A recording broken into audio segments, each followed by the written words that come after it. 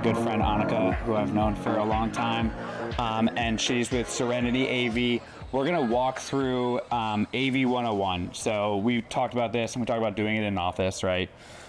Doing AV in an office is great. We can see a speaker, but doing AV and how to lay it out and the best practices and what you guys do is better to see in a house. The real thing. Yeah. Actually, yeah. So can you tell us a little about yourself and what you're doing here and your company and kind of your background? Sure. Okay. I've been doing this about 28 years. I'm CDS certified. CDS stands for Custom Electronic Designers and Installers Association. That is our arm of professionalism that really gives credibility to the low voltage industry, and that's where they started, to really give education to homeowners and to the people within the industry to kind of bring a better level of formatting and make sure everybody's on the same page, as it were. You said best practices, Yep. and that's a big thing that we do. So, Especially once a year, you get the standardization of training and everything out in, either Denver or Indianapolis, wherever it is. right, because we have to keep our certifications up. Technology changes a lot. Only once a year. Or maybe more sometimes.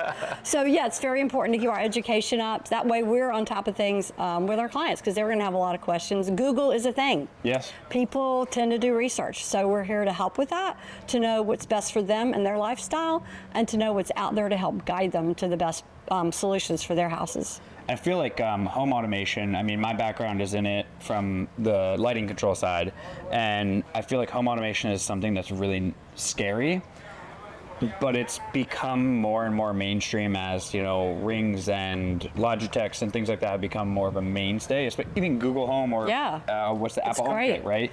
Yeah. It becomes so easy for people to do, where it's not just the Crestron's and the Savants and the big control systems, but it can be. So I think more people are into the industry, but we want to kind of understand, like, what can they do in their house? Because some people don't really know. What is a panelized lighting control system? Right. It's like, what does that mean? What is a home run? There's a lot of things that people don't know that for us is normal day speaking. So I think what we're gonna do is walk through this house. This is, I promise, if people are watching this and they're like, this is a really, really cool house, we've already talked to the builder of this house, introduced by Annika. We are going to do a video on the home because it's a really interesting metal framed house. Very unique. Which gives you a whole set of different things to have to deal with. So let's start outside here with some cameras, talk about cameras, especially in this home. But is there anything else that you want to kind of go over from Cedia or yourself? No, but my biggest thing with people is to make them feel comfortable with technology, because everybody comes with a different level. And I just try to meet them where they are and figure out, like, they have Pinterest things, they have things, I want to be able to control this, or, and I'm listening to that, because technology doesn't have to be everything. Mm-hmm. It's just what pieces and parts you want, and we're pulling together those parts that make it important to them in their house. So with that being said, when you're having a preliminary conversation with them, what kind of questions are you asking them about what they're looking for, what they want to do in the home? Like, how do you start that conversation? Well, I ask them, is this a move-up home? Is this your last home? Do you have other homes? How many people live in the house? How many kids? How many elderly people? Those sorts of things that make those decisions within their house very important. A lot of our clients with customers saying, like, this is it, my last home. I'm doing it right. It's my last home. And so that's very important to take into consideration. Sometimes they ask me, how do I future-proof a house? That was my next question. Yeah, and I say conduit, because I don't have a crystal ball. So we'll pull conduit to different parts, because if I can't get from the first floor to the second floor, or if fiber comes into the neighborhood, I've got conduit to bring it into the rack room and things like that. Which I think we have a really good example of that upstairs. We did. We did walk this before. So, so that's a good way to kind of set the precedent of, like, what's important to the customer, what are they looking for. If it maybe, hey, we're only going to be here for 2 years because we're actually building our next house. Maybe we don't need to go all out, but you want to set the scene. I have a house in Canada. I have a house in Denver. This is just my third house. Okay. Those sorts of things. And then I ask them what technology they've had before. Okay. What is their comfort level? Have they had control before? Or yes, we do. We have it. We want to make it the same in this house. Perfect. I can do that. So to pull the thread there, if they have a system today, is it really easy to replicate that? Yeah, very Okay. much. Yeah. And so even though it's a different integrator in Denver, we can look at how they're using it. And because Control 4 has the same app, it just depends on which house you're looking at. Very cool. So you have the same usage, different programmers, but Control 4 makes it really easy to have consistency within that product. That's very neat. So let's start outside here. Let's start with cameras, because I think it's important as someone walks up to their house. How are you integrating from this doorbell camera to the cameras on the side? What kind of questions we're asking? So let's head over there and get started on that. Okay. So we're on the corner of the house here. Yep. I think it's a good representation of where cameras go, placement of things on the Right. outside. So we want to kind of start with, how do you come up with where you place the cameras? And then what's the process like? Obviously, you've got a hard lid here, so you have to You have to have pre-wire. them exactly where they're going, right. So how did you come up? We have 3 here. Why did you choose these 3 locations? What's the importance? And how do you come up with how many cameras that customer needs? And sometimes do they go over and scale back? Like, walk me through the process there. Well, the first thing I ask them is, what do you want to see when you're not here? Okay. So I need to know what's important to them to Yeah. see, right? Because that makes sense. And so we'll add those cameras. They want to see the sides. They want to see the dock. They want to see the front. Add those in. And then I'll suggest a few cameras. For instance, this one goes towards the street, but the one to that side Yep. goes towards the garage doors. And the point of that is, at night, do they know if the garage doors are up or down? I check. Honestly, I have a camera in my garage that faces my garage door. Mm-hmm. And I check that camera all the time because I get so nervous that I leave my garage door. Right, So, exactly. One of my favorite cameras to have. Yeah. And then you can see people walking up. So if they've come from the street and it's not necessarily a car, you can see people walking up. So people like that if they're here, or if they're and when they're away. And then very rarely do I do internal cameras. Most of them are all external. And so we make sure to cover doors. So Okay. any ingress and egress. Okay. We have a camera that faces that so you can see it. So on the lanai, all the sliders, they have a camera towards the sliders. Okay. And so really outside, what you're focused on is the main entrance to the home. Correct. And you talk about doors. Yep. Obviously, it's not going to be on the camera's view right now, but There's a side entry side door, entry door that over has there a to camera. to the garage, and then you also have we had one at the front door behind us. One Right. I think we a talked about hardline it. camera that goes directly to an NVR, which stands for Network Video Recorder. Okay. So it's always recording, and depending on the size of terabytes that you have within that, it'll give you 2 weeks, 3 weeks, 4 weeks of recording. And I also ask the client, how long do you want to be able to go back and see things? And And then I can match it. And also, that would probably be determined by how many cameras they have. Yeah. 50 cameras, obviously, you're not. And the quality of cameras. Okay. The higher megapixel you have, the more memory that it takes per camera to record. So you have to match what their needs are with the product that you're putting in. And what's the main difference between a regular camera that you can buy off the market or one of these that's going to go to a dedicated NVR? Yeah, this is more of it's more of a custom product. Right. It's going to have a better warranty. It's going to have a longer life.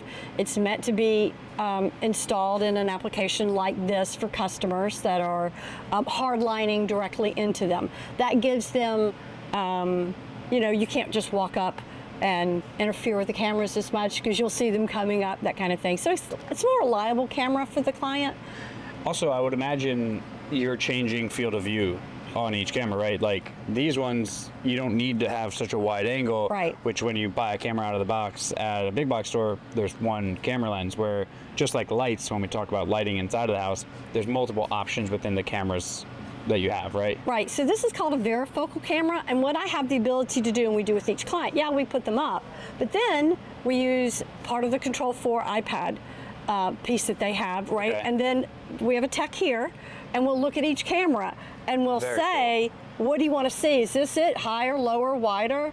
And then we lock that in. Really? So each client gets to have their view that they want with that camera. And so that's really what the main benefit here is. Obviously, you're getting more than just 1 week of data storage. You can get as much storage as you need for your life, right? If you travel a lot, say you're gone for 2 weeks at a time, you'd probably want more than 2 weeks of recordings. Right. So it's good to have that conversation. So you're focused on the outside here, but obviously this planning comes into place. So how important is it to get a plan for your cameras in front of all of the trades ahead of you? Well, especially like you just mentioned, this is a hardscape. I can't retro this camera in. The wiring to get here would be, I don't want to say impossible. It wouldn't be pretty. It would definitely take some cutting and such to get that in there. If you look, I'm looking at the inside here with those trusses. I don't know if I'd want to climb through those to get this lid out here. So yeah, so you definitely look at the blueprints, and then this is a good thing to look at a blueprint stage, because I can say I want to see this way and this way and that way. So it helps us plan the wiring schematic.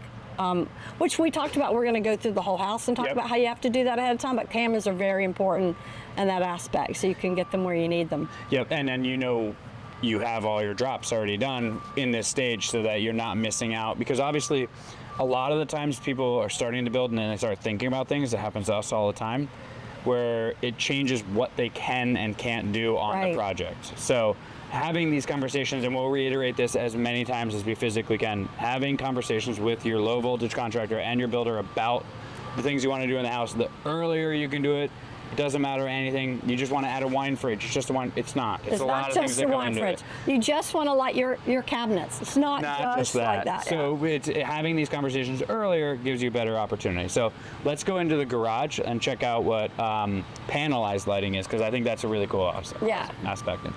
Okay, so we're in the garage. Yep. Which is typical for panels, right? This is most breakers are going to be in the panel. But what we want to talk about is panelized lighting. And I'm going to just walk really quickly, Kaylee, because it's going to help to explain something. When we talk about a home run and we talk about just a dedicated light switch, this is what we're talking about with a dedicated light switch.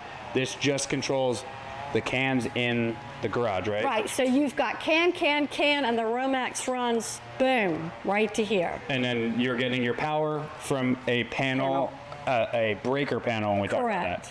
So the breaker panel comes into the switch, then the switch goes to the loads, and it's controlled here, only at this location. Correct. So the other side of it is what is referred to as panelized lighting, which this, if anything else that we talk about, this is the coolest. This is the coolest, but it also, you got to think about this early. Right. You can't be like halfway through the build and we want to do panelized lighting. Really difficult. And nobody would say that to me. They would be like, no, I want to control all the lights in my house. I've changed my mind. I want to be able to hit a button and cut everything off. And that's a big deal. And yes. What happens is, and you've done this before, you can have control where you take a normal switch out, you put a smart switch in. Which you could do right there. Which you could do there. The difference is when you get to about 33 to 35 lights that you now want to control. When you go over that, panelized lighting actually becomes less expensive. So if I'm doing 50 lights I want to control, this is a more economical solution long term. It also is way more aesthetically pleasing. Oh, for sure. I mean, we've got 3 panels here because we have about 150 loads of light in this house. There's 3 here, 3 over there, and 1 upstairs. Wow. Because they have a lot of lights in the house. And this gives them a beautiful, elegant 6-button keypad that'll be engraved. It'll be their words that they want it to say. Which is important. Yeah. Like, in whatever language they want, and if you call it the dining nook, not the breakfast nook, it'll be whatever you want it to say. Yeah, which is important. And then you can have single light control. In other words, it can be the can lights, it can be the under cabinet lights, or it can be scene control, which is a scene is a group of lights that come on at a predetermined dimming level. Yep. And so that's really great. So good morning could be 1 button.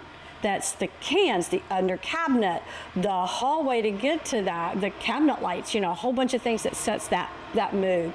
And this gives them that ability to do that with a keypad and some little bit of programming. Yeah, and it's really, so when we talk about individual lights, the main difference of this is rather than having your line from the breaker panel here to that light, Here's coming they are. directly in. And they've labeled it. Here's B6 cans.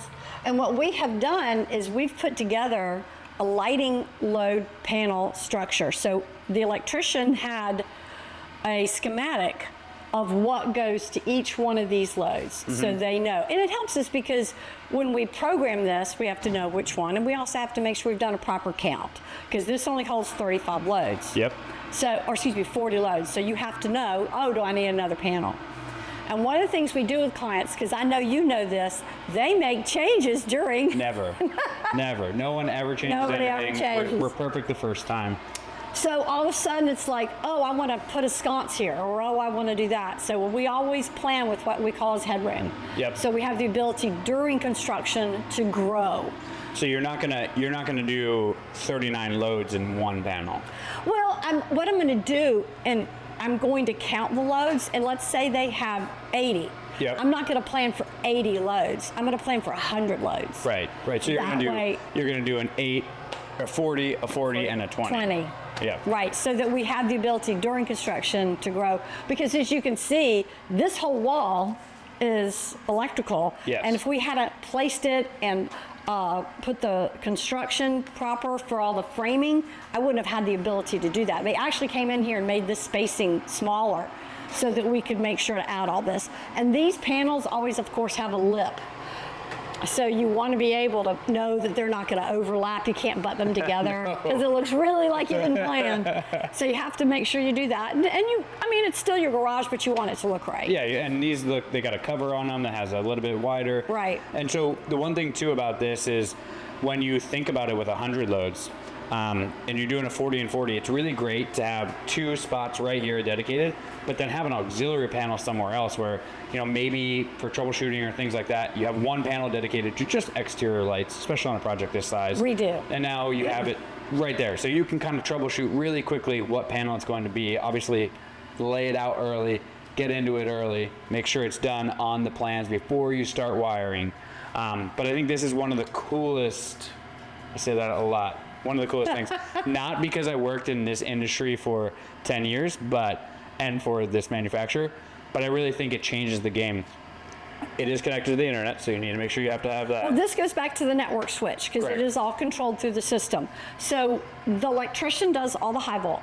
Yep. We come in and pop in the low volt modules Yes. now that then talk and interface, and all this wiring goes back up to the rack, and they jump, and then it all talks together. So I see here you're doing a combination of panelized lighting and breakers. Have you Correct. guys transitioned to using breakers inside of the panels? We not breakers inside the panels, not in these panels. Not in these. Now we can control an outlet. Okay. Okay. I can make that happen, and I control, because a lot of times we'll do LEDs, and I want to be able to have those on the system, and they have to plug into a transformer. Oh, right. So I'll do a control for switched outlet.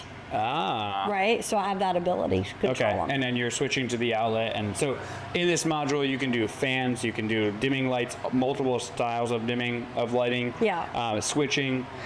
What else can you guys? Well, I'm glad you brought up fans, and I'll tell you why. Most of the fans we have now have those remotes with them. Correct. And those are not easy to integrate because you have the remote that has to be part of that. So what we do now when we control a fan, we do an on-off. Okay. Then if you need the light, if you need the this, if you need the that, you use your remote in the room. So if clients really want that, to have that control, because AC versus a DC fan. Are you just running, or most of those just to a single pole switch like we have over here, and you just turn on switch and then you're using the fan? Yeah, we can do that too. It Okay. depends on how they want the room to look and lay out with those different. Rather than having a keypad on the wall, or I mean, Right. you could still have it run to a switch. We're getting real deep into it. Yeah, but anyway. You can do whatever you want within. So we'll walk through, and what you really get is like keypad locations. So you're running these loads to this section here, and then we have keypads throughout the house. We'll show you how you plan for those as well. Anything else you want to talk about with lighting control? Well, lighting on this control one? can be dimming, and it can be just on-off. On-off too. So some of our lights in the house, like the floods outside, Yep. you don't need to dim. No. So we'll pull those to in here, and we'll put it on a relay module versus a dimming module. And so, how often are you making the choice between dimming and switching? Just what- an initial design. Okay. Yeah, and we could put a light that they just want on-off, put in a dimming module, and then in programming, make it only an on-off. So we Right. have that ability. But if a relay module does cost less money than a dimming module. So if I have 10 lights or 10 loads of light that I know, then I'll probably save the client some money by just doing that. Yeah, and you kind of have that, but it's hard to change your mind. Where if it's like a If it's sconce in- or something, and yeah. they're like, oh, we just want it on-off, but you kind of know when programming putting comes, it in put a it on dimming. and dimming. Yeah, exactly. So this is really cool. You can see that everything is so clean. I mean, look at the wiring and everything. Yeah, the It's electricians did a beautiful. lovely job. Oh They my did. God. Just every little detail, and then everything in here, it's going to be hard to see from the camera, but everything's labeled, even to what the load is on here. So you can see 21 goes down here to 21 and lands on this module. I mean, it's beautiful how they laid this out. 1 to 7, 16, 24, 31, and then they have 2 down here for 15. So Right. obviously you can see, this is cool. 15 must be some kind of load that's different than what's up here. So, and 15 is, I don't want to get into it, but who knows. But so rather than just having your standard lights out to a switch, you have it to a centralized panel, and then it's controlled from an app or from a keypad or from wherever you want to it. Correct. Yeah. So let's walk inside and take the tour for the rest of what else is in this house. Great. Okay, so Annika, we're in a guest bedroom here. It's a Right. guest suite. Yes, it is.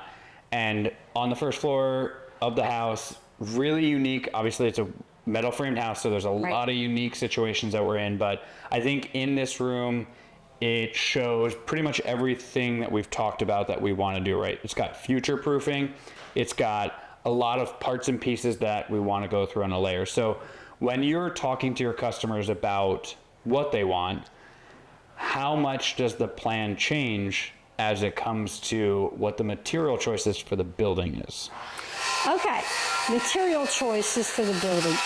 Well, in this room, they've got a lot of woodwork that's going to be put in as part of the trim.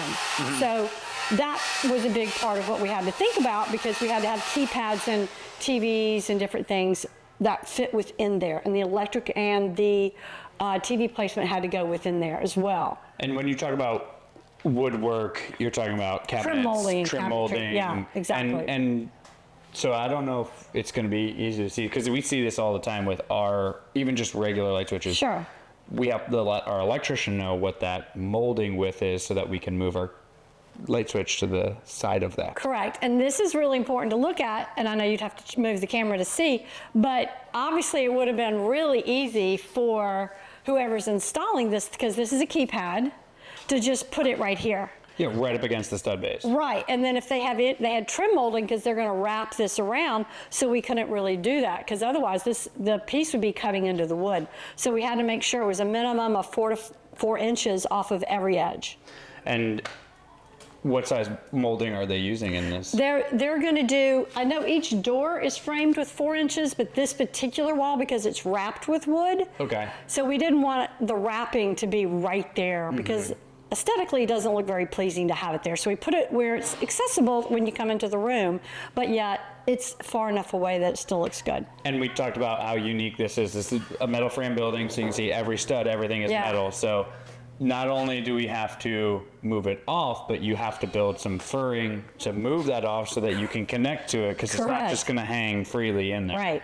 And when we were talking about panelized lighting, when we show what the panels are, this is what you're going to prep for your keypads. Correct. So this isn't the Romax that runs power. This is actually a network wire And that delivers power and communication. through one piece of wire back Yeah. up from the rack, yes. And so why did you guys have 2 wires in this box? Because you do 10 keypads per jumper. Okay. So I'm going to go to 1, 2, 3, 4, 5, 6, 7, 8, 9, 10, and then go back. Okay. So one goes to the other keypad, and the other goes to the next keypad. Wow. Okay. So Yeah, I know from a practical standpoint, reality is different.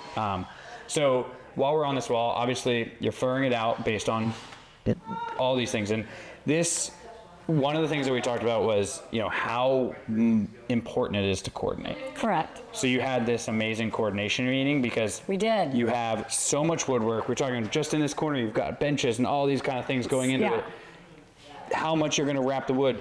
How what was this meeting like? Can you walk us through? So you're right. This is the most crucial meeting that we have. We had the electricians, we had the homeowners, we had their family because their family is a big part of this home and this lifestyle.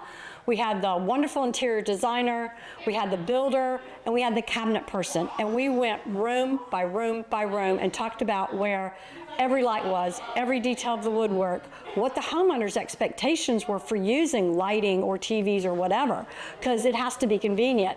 One of the things in this particular room, and then it ended up being in every bedroom that, oh, well, this is a good idea. Oh, let's make sure we do that in all of them. So it was really important to have that because then the builder knew, the cabinet person knew to take that into consideration, and the electrician knew because now we're running more keypads. Yes. So that was a big part of it. One of the things we did is a hybrid system with lighting control here. Okay. So this is the keypad, low volt, right? But the back side over here, these are actually light switches that go to pendants for reading. And the homeowners wanted each person in the bedroom to have individual control of that light. Like you're tired, you want to go to sleep, you can just reach up and turn that light off versus going to your phone or going back to the keypad or anything like that. So that was a very big, important thing that the homeowners wanted. So each bedroom has reading pendants with a light switch right beside the bed. Is that light switch then tied into the keypad system? It can be. It can be controlled. Or is it standalone? It can be standalone. That's why that was just a switch where I'm going to take the standard switch out and put a smart switch in. Okay. So now I can program the smart switch. I could put it here if I wanted to. I could create a scene, like, relax in this bedroom, which might put those at 20%, the cans there, put the sconces for the little reading nook at a different level. It's all about layers of light. Layers of light, right. It's going to be, you're not going to see it on the camera here, but you have a soffit up in there. Are they doing cove lighting?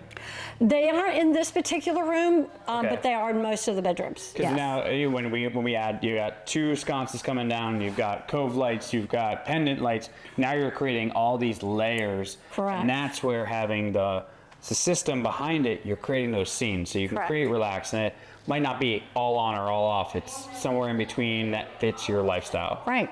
And this can also control the shades for the room. Yes. Because every window has an automated shade. And So when we go over here, we'll talk about shades because that layout and how you guys do it, I want to highlight one thing I think is really brilliant, but we'll hold on. from you, that's good. Yeah. So let's talk about this wall here, right? You've got all your stuff here for your TV. Sure. And so when you're laying out, especially in a metal frame building, but really in anything, right? We were in another area where it would be great to have a TV right here, but you couldn't because there was actually a niche for the shower in there. On the other side, right. And so this one has got to be probably the most difficult layout that you've done from a TV standpoint. Well, and I'm really picky. I don't want to come in a room and turn this way and see the side of everything, right? I don't want to see an Apple TV that's making that TV come out a little bit. So all these TVs, this is the power for the TV, so the power cord will go back here. If I have an Apple, a Roku, an HDMI converter, anything like that goes in here and goes flush. And that way I can put a TV here and do a super thin mount, and it goes back as far as it possibly can. Yeah, it's beautiful, especially I think about this in construction. Like what we do for most of our customers is we'll do some blocking and then a TV outlet, where in this case, it's really not that much effort to get this box in, but it really enhances the aesthetic of what you're doing. Right, and this is so important because people forget you can't hang a TV on drywall. Doesn't tend to work very well. So we definitely have to do the blocking for every TV mount. Yeah, So, especially how much blocking you need, then how are you calculating the height of where you're gonna hang your TVs, or is that standard?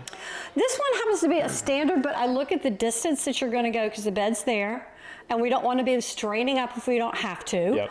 I usually put every TV on a tilt because even though they think they want flush, can we just tilt it a little bit? Yes. So we do that for this one. The benefits of having CDIA certification, because that's definitely something that they talk about, That is the distance away of the viewing angle and creating all of that. Right. Where when it's just me, I just Google how high to put the TV outlet and we put it that high. So. Right. Well, and you bring that up because this keypad is actually higher too than what a normal light switch would be. And the reason we do this is because they're engraved.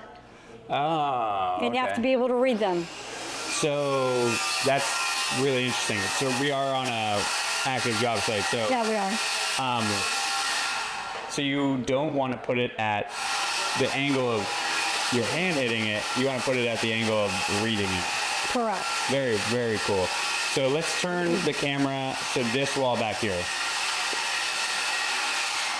You got Lila. Okay.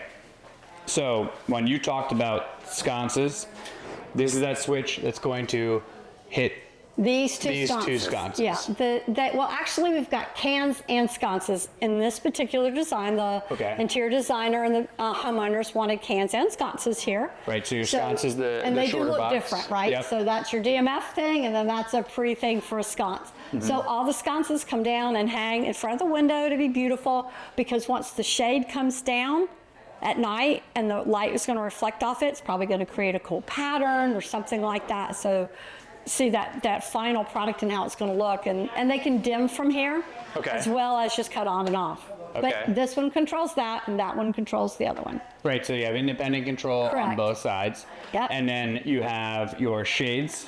So let's talk through one thing I think is probably my favorite detail of install that you guys have is so many times that we have to work with someone on changing the drive side, but you guys have chosen to go left side all the time. Left side all the time. It's always left side. There's rarely a time I might do left and right if I have to do like a really long slider, Okay. right? And I can't do 6 panels on one, so I have to have both. Right. And I wouldn't put the drive in the middle, so I would do that. But then it's so important to make sure we know our hardware. Yep. And the fact I didn't do an inside mount, because inside mount, the fabric runs here, and it would obviously hit that. So I have to do outside mount so I can run it as close as I can to the window and create a beautiful look without, hitting the obstructions here. So they're always above and to the left. And you're kind of working through like the detail of how the wall thickness, can you build a pocket? You probably could have gone into the soffit, but it would have changed that soffit detail and maybe wouldn't have looked great. Yeah, Definitely they have wouldn't the have full looked great. soffit all the way around here, and we talked about that. There are some of our shades in the theater and different rooms where we did an inside Okay. pocket for that, but they weren't as concerned here. And we Yeah. could do the Palladium style, which is a gorgeous, meant to be exposed. And this is sort of a transitional home, both modern and traditional. Yep. So we have that ability, and the designer will pick out which one she likes, but they knew they wanted it right above the windows for that. Yeah, and so one thing when we go upstairs, you'll notice is this shade, that little blue wire is run all the way to the other side of the house Yeah. to get power. But then the communication is all through the same system as the lights. Yeah, so I'm not relying on Wi-Fi or a proprietary communication. It's all hardwired. Yes. Which is very important. And I will tell you too, even if they don't have internet from the outside of the house, you have an intranet within the house. Yes. So the system will always operate as long as there's power, and this client has a generator, so. Well, they'll always have power then. And do they have solar? Good question. I did not put that in there, but I don't know that they did or not. I could ask the builder. Yeah. So the final thing in here that I think is really important is we talked about future proofing, and it's going to be hard to see, but there is an orange conduit that's going through the ceiling for your future proof, and just to have something to get to Correct. outside. Yeah. And you can use this, obviously, you're running it for fiber to get to the dock, Right, we are. but you could use this for multiple facets. So normally, I will do at least 3 conduits. Okay. In a house like this. Yes. One is going to be to service, Yep. because if the wires change or something changes, I have the ability to run a new line. This is going to the dock, because from the AV room, there's going to be one piece of fiber without break, up, down, over, and out. And people are like, well, why don't you run copper? You don't run copper because it's copper and it conducts lightning Yes. strikes and can bring it into the house, where fiber is glass. We like that. So we'll do that. Yeah, and that's a brilliant detail to have. Is like something that I hadn't even thought of. I'm like, oh, you just run copper. No. Fiber. Yeah. And we run fiber to the gate, same reason, because I don't want to bring any sort of Electricity into into the house from there. Yeah. Yeah, and so when you're talking the final, sorry, I said final thing, but then I thought about something else. In the ceiling here, so this room obviously no speakers, but when you're designing the layout of your lighting, How do you make it so it's not so busy, right? So we have 4 cans in the ceiling here, plus a center chandelier. You know, when you're starting to add 4 speakers or 2 speakers, it starts to get pretty busy. It does. Let's look at the family room for that, because I can explain that Okay. at the same time, and we can look up and kind of go through that. All right, let's go there. Yeah, what's that handle like? So we're in the family room, and Okay. a couple things I want to point out. One is the designer here did a drapery instead of roller shades. Okay, and you can see that up So- on the top right corner. But because we wanted the drapes to come this way, there, I'm right. Oh, yeah, you're right. Because the motor has to go I said right. always left, and this is the first This right. is the one right, because the drapery will come back and be the return there. Okay. So we did that. Then you talked about speakers and lining things up in the lights. So I work with the electricians because we had speaker layouts, and a lot of times they'll be able to move a can or, you know, make sure we're all working together. And when we talked about this, these 2 cans at the front framing this were the 2 that they couldn't move. Okay. They had to be there. So the other cans have to follow in line. So then I have to look at the ceiling and go, how do I design a surround sound system and still not and have the sound that I want, but not have a hodgepodge of lines and things to line up? So he moved this can to work with me to do our, you know, the rears here, and then we made sure all of that lined up. It's also away from the AC vents. Yeah, I was just looking up, and I don't know if you want to pan up, Kaylee, but No. this is something that people don't think about, what's behind the drywall, but this is a really busy ceiling. Right, it's a very busy ceiling, Yeah. and you don't think about it because right now you see so much stuff. Like you see the AC vents and you see the framing and you see that, but eventually it's just going to be drywall. Yeah, it's all this will be hidden in Right. detail in here, because you got your junk, you got a distribution box here. Right. You've got 2 return air, or Yep. 2 fresh airs, and then a return over there, plus another distribution box, and then all of that. Luckily, we've got no plumbing going through here, so it's pretty. Right. It's only 2 trades. That's right. Only 2 out of 3. What's that? Well, actually, 3 out of 4, because Right, you got low correct. voltage, high voltage, and HVAC. So it's interesting that you have your 3 lights lined up back here. What's a smoke detector? Is that That's what that is? the wire. The white Yeah. one is. The box the box to the left of that speaker, or right Oh of that yeah, speaker. would be that Smoke detector. Yeah, so you got a smoke detector, 2 speakers here, 2 speakers here, and then your TV here, which I'm guessing you're doing a soundbar? Yeah, we are doing a soundbar. This is a 98-inch TV. Wow. So although that looks like it's a little bit high, I might adjust that wood down a little bit, but they're doing a very large TV here. This will be wrapped in stone. Okay. So we had a meeting with the stone people and the interior designer a couple weeks ago to talk about how that was going to be wrapped and be done and finished, so that we made sure it was, my box was there. So, because they'll cut that out, obviously, for us to be able to install it. So, Yeah, and you got time, because they'll come back and template that. yeah. Yeah, they and will. it'll wrap this whole thing in OSB, I'm guessing. Yes, they will. Yeah. Yeah. And you've got to deal with, I mean, there's so many trades just in this section here, because you've got a gas line down there, then you've got to get it vented. You've got a lot of things that are going to happen in this just in the next couple weeks. But just in this room, it is a really good example of how you try to minimize and create a quiet ceiling, but also deliver value. Well, and a part of that sound is also a subwoofer, because it's a really high ceilings in here, and you're Yeah. going to get a lot of echo. So where did I put my subwoofer, Michael? Ooh. Oh, I'm going to guess it's that. It's that. Yeah, wow. So this is a cool piece because it has to be done ahead of time. This is the subwoofer. Get some space where it looked like it's been up. Oh, from James. And this Right. this is That's just a cover piece. Cover So piece, when okay. it's finished, you'll have a little 4-inch screen. So you have a powerful subwoofer that'll deliver great sound within the room. It'll give it good warmth when it's finished, but you don't have a black box. yeah. And then we always put it in. It's already pre-connected. The guys test it for continuity in the lines before we leave, so that we know what's going on. That is cool. So now you really have 4 speakers, a subwoofer, and then Right. a front. And the other part about that coordination is this is all wrapped in stone. This is a very cool tile here, and I can't put it near glass, and I can't do that. So we had to put it on this wall. Interesting. So I didn't go, it doesn't go behind to cut through the stone. I mean, I could, but it would be better just cutting through drywall. yeah. Yeah. It's easier to make a mistake and fix too. Right, so. So speaking of difficult locations, let's talk about that corner because I think it is probably the most difficult wall to ever put a keypad in. I think so too. Yeah, that I've ever seen. So this is difficult, right? How often do you have like the floodlights, the dock lights, this lights, like this becomes a 6-gang bank of lights really easily. Yeah. This is structural. This isn't moving. So this becomes our keypad with those 6 lights. I think this is probably the best representation of why panelized lighting in a house like this would be here. And we have the same thing as 100%. like, how are you going to move things? Well, you can't cut into this. You can't cut into anything structural. Right. So here, when we were walking to the first one, the only option is to go vertical. Could you imagine how crazy that would be? 1, 6 2, switches, 3, 4, 5, just 6. up and down.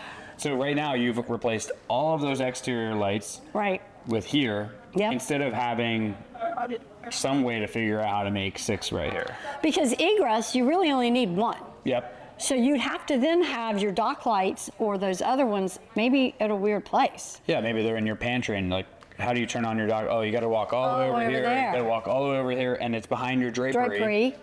Exactly. So this is a great solution for anybody, but yeah, that's the best way to, yeah, especially with a home like this where I can't change. Yep, yeah, and I think this one's super unique, and I'm glad that we use this as it because there's so much that goes behind it that is not normal, but like that much metal. Right. you'd When the never see. drywall's up, you won't even. No, you won't even know. No, You won't even know. But and then once again though, but this has a 4-inch wrap, so we were so lucky to have this little bitty space. But that's all I got. Yeah, so was that planned, or was that's just where you happened to get? No, this was all done. We didn't have any choices. This That's just where it- happened to yep. be there. I'm really glad I didn't have to put it here. Yeah, I that could have would- had to put it there. That would have been weird to put it there, but that's a beautiful spot for just For that. happenstance. Yeah. So we're speaking about one thing over here is the planning of all of these kind of things. You have some white wire for toe kicks, some glass cabinets, some above cabinet lighting, and this whole wall is going to be stone. Yeah, the whole wall is wrapped in stone or cabinetry. So You gotta very pre-plan that. You got to pre-plan that whole bunch.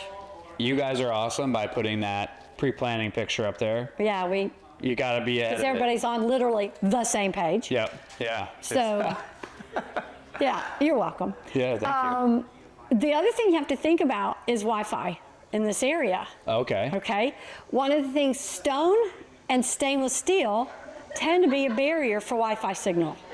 I didn't even think about that. So Yeah. when you're laying out you're thinking way ahead of what I would have thought. So you're thinking like just where you're gonna lay out your repeaters, how are you Right. gonna do it? Do you calculate it differently in a steel framed ICF wood frame block? Absolutely. Okay. Yeah, because it's going to bounce more. Okay. And you're going to have your range is going to go down. Okay. But not only that, a lot of times we don't want to see those Wi-Fi repeaters because you talked about how busy a ceiling is. Correct. So we look up at these ceilings, and I got to hide it. I'm going to stick it in a closet. I'm going to put it in a pantry.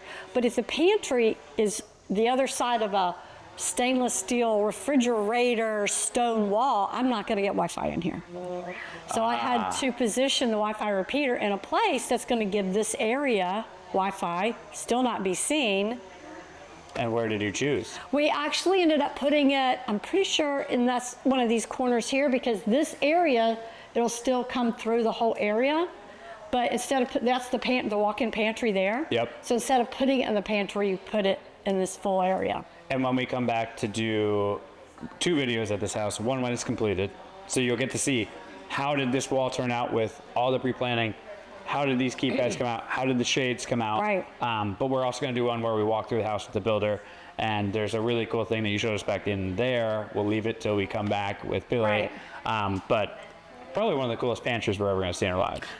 I think so. I think so. It's not my house, but it's still pretty cool. And so you lay out the Wi-Fi, and all of these things are coming together, and that's why that pre-planning, getting in early, because, hey, halfway through, we want to add Wi-Fi. That's not going to be an Eero system. We want something dedicated. Correct, That's dedicated. going to be there, managed by someone.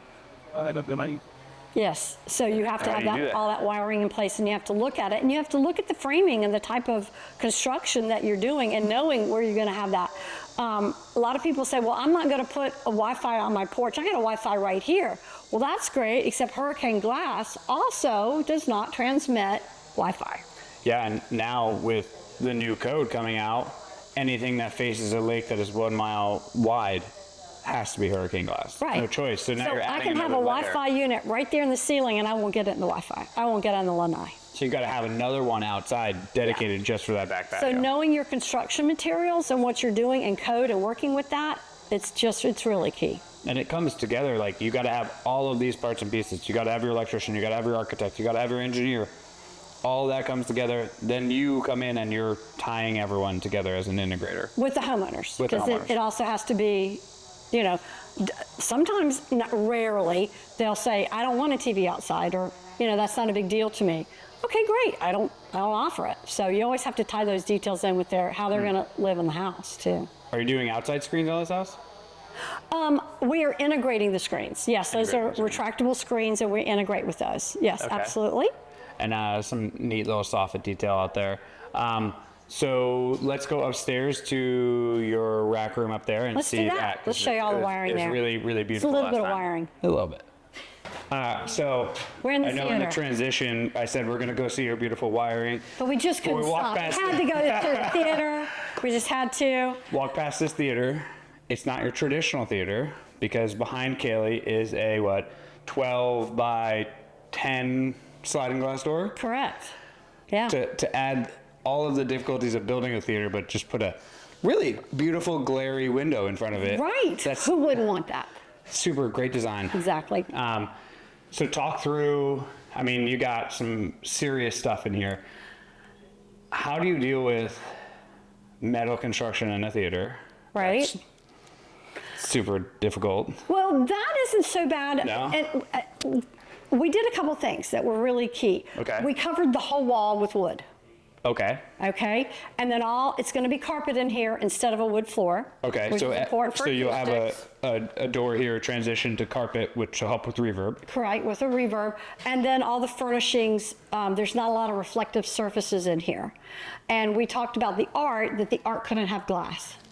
So if they're going to have a framed piece of art, it needs to be a non-glass framed piece of art. Interesting. And so that's the level of conversation you're having with the designer And the homeowners. and the homeowners. Right. Setting their expectations way in advance. Because so many people are like, oh, I want to get movie posters and frame them.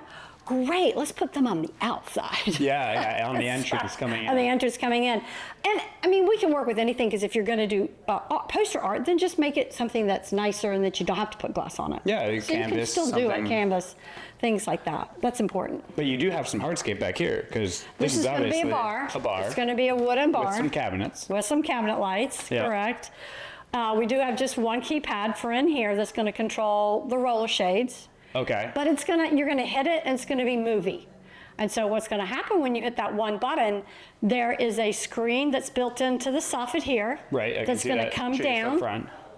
and the drape is gonna close to get rid of any other glare. Okay, so you're doing a drape in here, We are. and I see it's on the left. It is. How are you dealing with stack? Because this is a big window. You Actually, have you go center. I'm gonna do center split with a Okay. butt overlap. Okay. So the fabric will not just come to here, it'll come all the way pass across. over itself, Pass over, yeah. right. So that was important. And then because you didn't want any glow behind the screen. Correct. Then we had to worry about speakers, because you have to have speakers that fire towards you in a movie theater. So we actually did a particular type of speaker that, even though it's flat here, behind the wall, they fire towards you. Oh, okay, and that I can So see that those detail three on how big- you built big it, especially with this one in rectangles. the center. Correct. There's actually a truss that's going through it, so he built out the truss to give you that space. We did have to modify the trusses to make this all work. Gotta Yes, love we those did. truss letters. Yeah, you got to. And we lined our lights up, and then you have these 4 squares are your rears. Okay. And then we have, that one's the subwoofer. So the subwoofer's in ceiling. Yeah, it's on a really well-built little platform here. Correct, we And then supported you it. have this massive Smurf tube coming down. So does that come to like a grill? Yeah, it'll come to a grill. Okay. It'll be finished with a grill, and that feeds, all of this equipment feeds back to the rack. Okay, so everything here is pulled back to the rack. Correct, so the Sure, only right, thing at they'll least. have in here is a touch screen. And where's that control it. touchscreen going to go? It's a hands-free one. So It'll go on on our the bar. bar, it'll plug in here. Okay. And they sit down and they'll just hold that touchscreen to control Very everything. cool. Yeah. And so you have, do you have soffit light in here? This is a herringbone ceiling Right, with you a did say different, kind of a crazy, wonderful design she's done. So I don't know about the soffit lighting in here, but I think they got rid of the sconces too because it didn't really work with the room the way we were doing it. Yeah, so this has been a very evolving room when we talked about what they wanted, because at one time they were going to put TVs on the wall and the screen, and then those became reflective surfaces, and we're like, can we just do the screen? And they're like, yes, that really works better. And then just one projector, good laser projector here to go and shoot. Like, we're gonna have a 120-inch screen. Wow. So it'll be a big picture. Big picture, big screen. And then even just building out this section for your projector is very neat. So what do you have run to the projector here? It looks like a pretty wide array of cables. We do. We've run extras because it's going to be hard if we ever need to change that out. Yep. So you've got 3 Cat 6 and you've got a control cable. Okay. And then the power cable. And the power comes out of that. Yeah. That it's gonna be static, just sitting at the same position? Yes. Okay. You always want a projector to not move. Yep. Because any little bit, it's going to raster off, it'll be totally off kilter. So yeah, that is locked and loaded, stays quite stable. Some of the newer projectors that are front projection, they're really cool, but again, if you don't lock those down, somebody could dust it, a kid can touch it, and you move it a little bit, and that entire thing is off. So we really do prefer doing something that's more secure, more stable. Never touch the projector. No, mine would never either. Mine would never put a peanut butter and jelly in a DVD player either. Never. But it would could happen. fit. It's all about testing the theory, doesn't it? It is. So I love that. if we look back out here, you can see how challenging this room really is, because you've got this massive glass wall here, and then you've got another keypad here. Correct, you do. And that's an Okay. egress keypad, obviously, because we have to have one there. And yes, it will be behind stackback. Correct. But I still have to have it for code. You have to have it for code, for sure. Now, one of the other things we did, because I have to line things up, we talked about ceilings, is the casing for the projector is 7 inches wide. And that's going to fit up into the soffit. Yep. So that 7 inches now means those cans have to match. I took 7 inches off their center line. Oh, okay. I see what you're saying. Because otherwise, these cans would be closer than those cans to the edge. Yeah, and right here is your projector soffit. Correct. Go in. Right there. Goes right up. And then the truss that we were talking about that had to get modified is right here. And Correct. he pulled it back in a V coming off of that to give it some strength. Right. Very cool. I mean, the fact that you had to think about projecting back with nothing behind it this is a very difficult one. I mean, it shows that you're good. Shows that you know what you're doing. You put a lot of forethought into this. Well, it's a team effort when you have to work with, because the builder had to agree to make the changes to all the, because they obviously had expense to do that. But in the end, they wanted this to really be, this is their only major critical listening room and critical viewing in the house. The others are just TVs and maybe sound bars. So this room really has to be immersive. And that's what you get when you have this much detail into that. And we'll definitely have to have a test when we come back. We will. So, all right, let's head back to the room. We're going to stop on the way and see one thing, your layout. Sure, and then let's we'll do go to that. the room. Walk us through this. This is a really great plan. You're showing a lot of the things that we talked about. We were in this guest bedroom up front, where you can kind of start to see some of the parts and pieces with checks and all the balances that you're putting into it. Right. So walk us through how you put this together. Okay, so even though we talk about things, and I'll take notes when we do, is we come back and we interlay that onto a blueprint, because it's so much easier with homeowners to take their vision and see it on paper, right? That's why you have an architect's plan, right? Yeah. So you can review everything. So ours layer like that as well. So we'll talk about, this is our speakers, here's the TV, here's where this Wi-Fi is going to be. So you have a visual representation. And the homeowner can say, yep, that's what we talked about. Yep, I agree. That's what I want. And then we can come back, we put it on the wall, because it also reminds the guys what they're pulling wire to, right?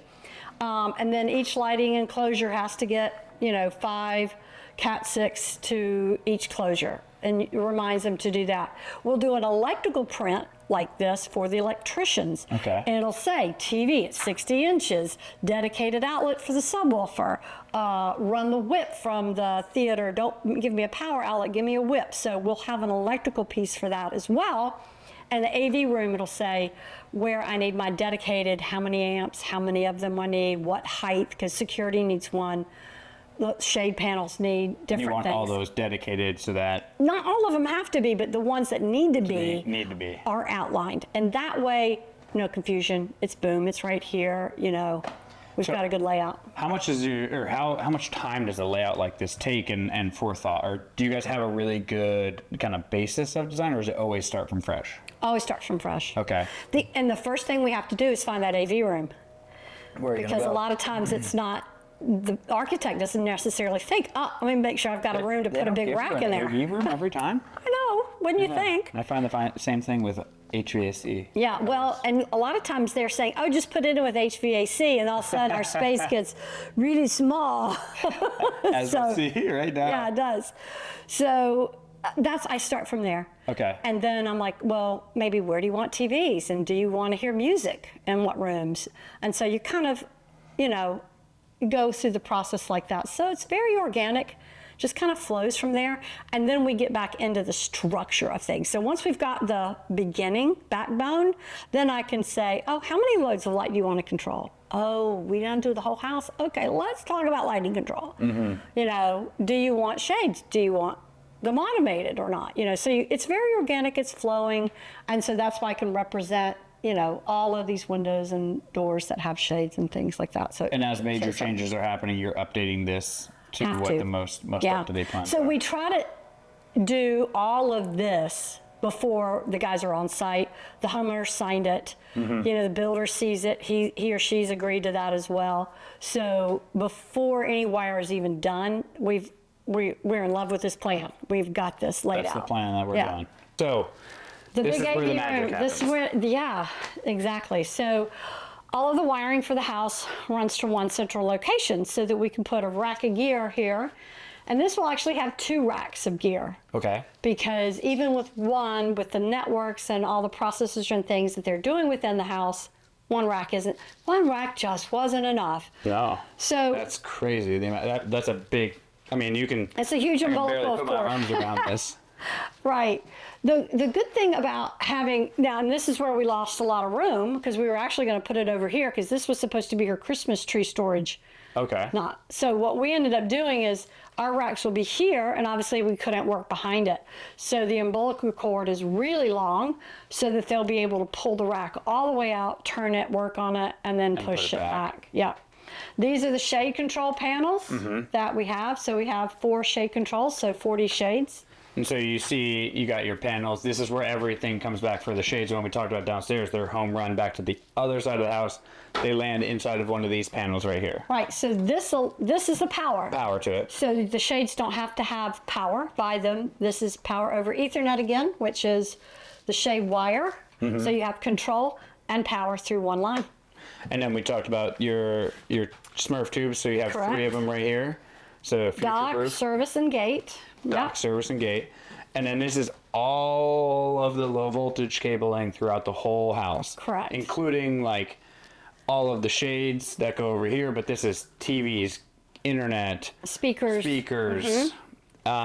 you color code it most of the time? Usually we do. I think we had an issue getting wire when we bought this particular wire, and that should have, but we did. Normally, yeah, we do. Usually color And coded. this is cell phone repeater wire. I was about to ask what that is. Cell The phone cell phone repeater wire. reception's really bad. And then again, you have a metal building. So when you get within this building, you have really poor reception. So we put repeaters in the house, and then there'll be an antenna on the outside of the house. And this is actually a piece that's rack mounted. It doesn't go on the wall, so it'll be part of what goes in the rack. And so what equipment is going to go into their rack typically?